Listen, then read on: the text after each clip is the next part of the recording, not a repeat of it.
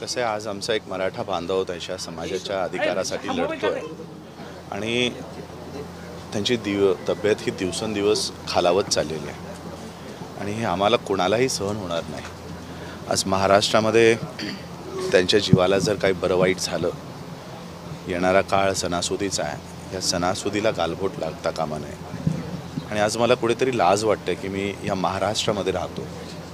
आज एवढा मोठा मराठा समुदाय त्यांचं प्रतिनिधित्वाची मागणी करतोय। तो काय अनाठाई मागणी करत नाही। काय मागणी आहे की गोर गरीब मराठा समाज हा IAS झाला पाहिजे, IPS झाला पाहिजे, डॉक्टर झाला पाहिजे, इंजिनियर झाला पाहिजे। याने महाराष्ट्राचीच प्रगती होणार आहे ना। काय हे या देशात यांना प्रतिनिधित्व मिळाल्यानंतर काय दुसऱ्या देशाची सेवा करायला जाणार आहेत? नाही ना। महाराष्ट्राचीच सेवा करण्यासाठी त्याच्यामध्ये आमचं प्रतिनिधित्व असावं। त्या 100 लोकांमध्ये आमचाही एक IAS व्हावा, आमचाही एक जज व्हावा, आमचेही लोक खरे सख्खे सच्चे प्रतिनिधी आम्हाला त्या विधानसभेतही बघायचे। ही महाराष्ट्राच्या दृष्टीने एवढी चांगली मागणी एक बांधव आमचा धरून घेतोय।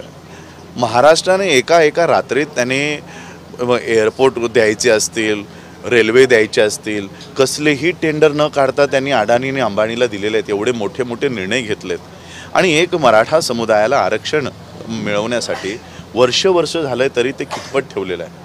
आणि म्हणून माझी महाराष्ट्राच्या राजकारण्यानं, मग ते सत्ताधारी असेल विपक्ष असेल, माझी दोघांनाही हात जोडून मागणी आहे की जरांगे पाटलांची तब्येत दिवसेंदिवस नाही मिनिटोमिनिटी खालावत चाललेली आहे। दर मिनिटाला जे आकडे आज आम्ही बघितले, जे डॉक्टरांनी आता सांगितले, ते कुणालाही अशा आकडे त्यांच्या डोळ्यासमोर येऊ नये। आम्ही स्वतः जरांगे पाटलांना विनंती करतो की थोडं पाणी तरी घ्या। तुमचं आयुष्य, तुमचं जीवन आज खूप मोठं आहे। एक म्हण आहे मराठीमध्ये की लाख मरो पण लाखांचा पोशिंदा न मरो। आज लाखांचे नाही कोटी मराठा बांधवांचे, महाराष्ट्रातल्या लोकांचे, मराठी लोकांचे आज पोशिंदे जरांगे पाटील आणि त्यांच्या केसाला जरी धक्का लागला तरी हा महाराष्ट्र सहन करणार नाही। आणि म्हणून मी राजकारण्यांना, सत्ताधारी असेल विपक्ष असेल, मी दादांनाही तेच म्हणालो की दादा, यांना केवळ आपली मतच हवीत, मग ती दलित असो किंवा मराठा असो। आमच्या काय मागण्या आहेत यांना काही त्याच्यावर घेणं देणं नाही। आणि म्हणून किती दिवस मी महाराष्ट्रातल्या जनतेला सांगणार आहे की किती दिवस आम्ही स्वतःला एक फक्त मतं देणारे युनिट म्हणून वावरायचं आहे। काय आम्हाला भावना नाहीत, काय आम्हाला सुख नाही, काय आम्हाला दुःख नाही, फक्त आम्ही मतं देणारं साधनच आहोत का तुमच्यासाठी? काय आम्ही फक्त मतं देणारी शिरगिनतीसाठी आम्ही फक्त रिकामी डोकीच आहोत का?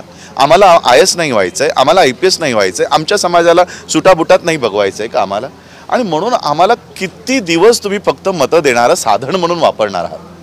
आम्हाला न्याय द्या, आम्हाला प्रतिनिधित्व द्या, त्या शासनामध्ये आम्हाला आमची लोकं बघू द्या, त्या न्यायपालिकेमध्ये आम्हाला आमची लोकं बघू द्या। म्हणून मी माझी म्हणजे राजकारण म्हणजे आम्ही आता असं बोलायची वेळ आली की राजकारण चुलीत जाऊ द्या, पण आम्हाला हे असे दिवस आम्हाला बघता येऊ नये। महाराष्ट्राच्या ज्या आपण पुरोगामी म्हणतोय, आज आम्हाला लाज वाटायला लागली आहे की आम्ही या महाराष्ट्राला खरं पुरोगामी म्हणावं का? म्हणून मी विनंती करतोय, हात जोडून विनंती करतोय, बाबासाहेब आंबेडकरांच्या कुटुंबातला एक वंशज म्हणून, त्यांच्या विचारांचा वंशज म्हणून मी विनंती करतोय की या मराठा बांधवांना त्यांचं प्रतिनिधित्व द्या। हा आरक्षणाचा मुद्दा नाही, हा प्रतिनिधित्वाचा मुद्दा आहे। त्यांचेही लोक, त्यांचेही प्रगती होऊ द्या, एवढीच मी आज विनंती करतो शासनाला, प्रशासनाला, सगळ्यांना मी हात जोडून विनंती करतो। आणि एक इन्स्ट्रक्शनही देतोय, एक सूचनाही देतोय की जरांगे पाटलांच्या केसालाही जरी धक्का लागला तर येणाऱ्या काळात, मग तो सत्ताधारी असो का विपक्ष असो, हा रस्त्यावर प्रचाराला पण उतरता कामा नये, अशी परिस्थिती आम्ही महाराष्ट्रात उभी करू। बस एवढंच मी सांगतो। थँक्यू। धन्यवाद।